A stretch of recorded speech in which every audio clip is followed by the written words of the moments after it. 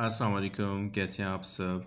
अच्छा, आज हम एक्सरसाइज 9A का क्वेश्चन नंबर 7, 8 और 9 करेंगे। ठीक है, इस क्वेश्चन में ये फिगर दी हुई है, ठीक है ना। अब इसमें इसने क्या है कि O, W, X, Y और Z, ठीक है ना।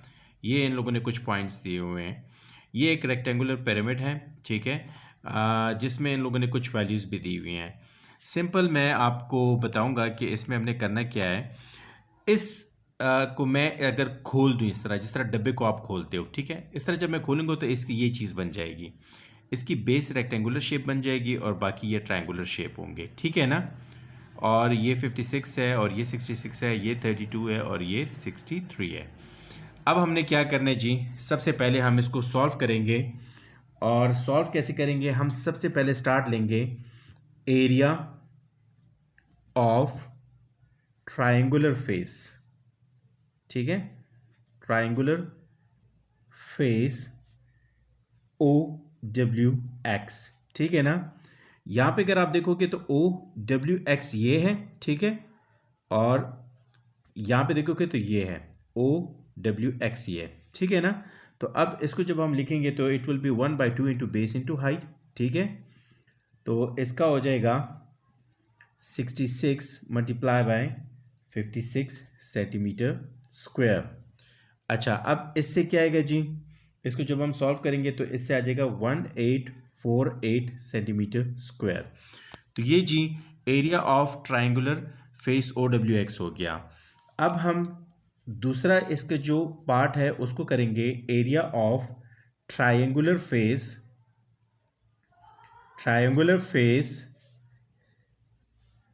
OXY। अब हम OXY मीन्स O, X और Y, ठीक है, ये फ्रंट है, ये इसका साइड है। अब ये फ्रंट जो है इसका बैक भी इसी तरह होगा, इस साइड का बैक भी इसी तरह होगा, ठीक है ना। तो यहाँ पे होगा area of triangular face OXY equal to 1/2 into same base into height, ठीक है। 1/2 इंटू बेस आपके पास क्या होगा जी 32 और हाइट इसकी 63 होगी। इसको जब आप मल्टीप्लाई करोगे तो इससे आ जाएगा 1008 सेंटीमीटर स्क्वायर। अच्छा जी, अब ये तो हमने इंडिविजुअल कर दिया।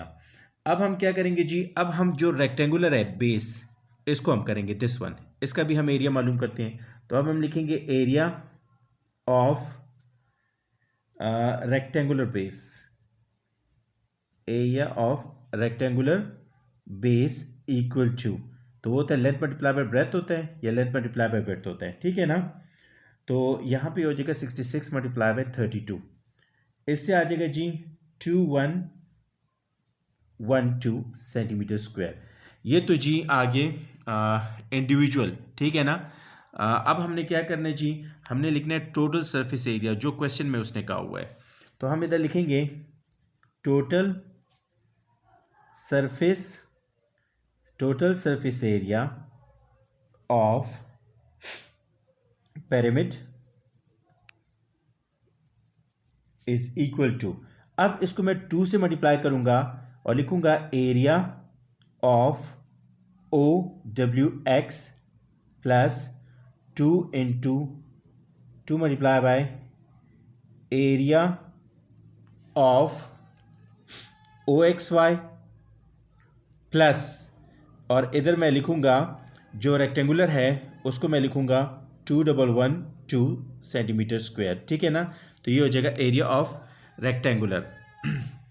अब इसको जब हम लिखेंगे तो ये लिखेंगे 2 multiply bye 1848 centimetre square plus 2 multiply bye 1008 centimetre square plus 2112 centimetre square.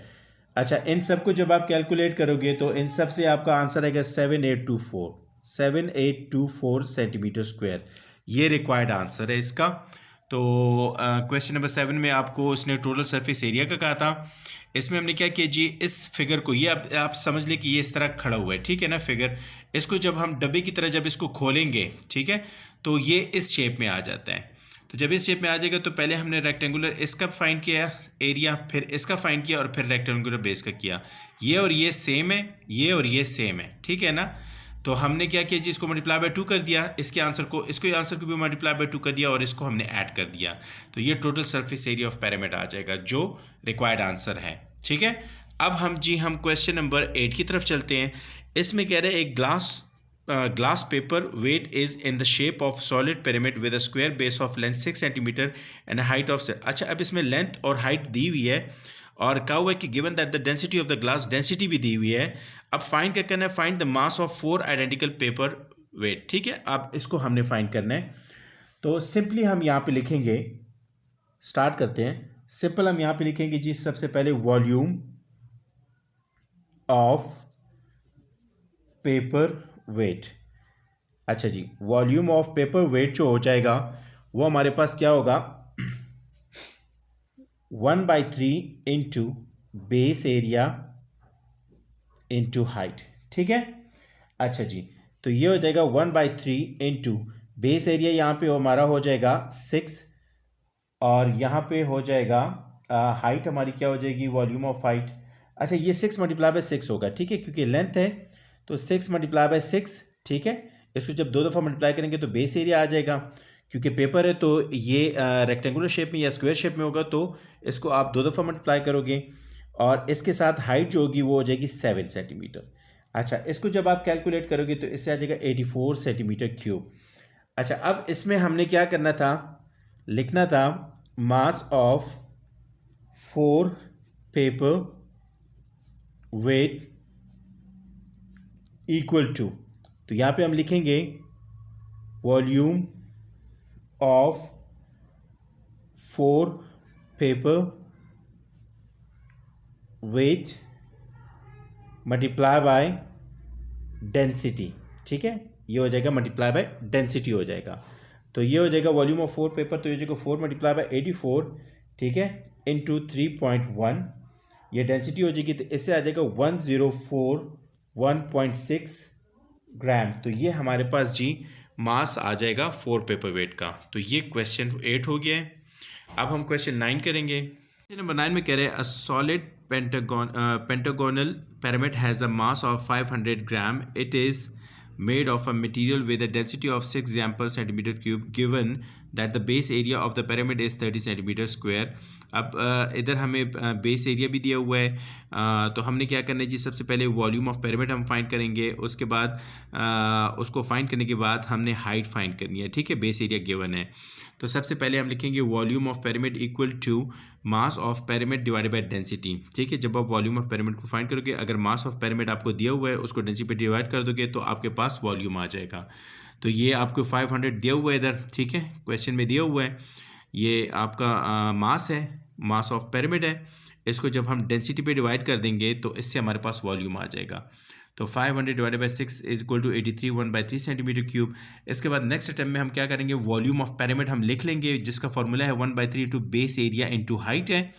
तो वॉल्यूम ऑफ पिरामिड हमारे पास ये अभी जो हमने फाइंड किया इसी की वैल्यू को इधर डाल देंगे 1/3 और बेस एरिया हमारे पास 30 सेंटीमीटर स्क्वायर है, ये क्वेश्चन के अंदर गिवन है यहाँ पे। ठीक है, यहाँ पे गिवन है, तो ये 30 centimetre square multiply by height हो जाएगा। अब नेक्स्ट उसमें क्या करेंगे, 83 1/3 centimetre cube equal to 10 centimetre square into height. ठीक है, क्योंकि 3 10 से 30 होता है। फिर इस 10 को इधर हम डिवाइड कर देंगे तो हमारे पास आ जाएगा h इक्वल टू 8 1/3 सेंटीमीटर। तो ये फाइनल इसका आंसर है।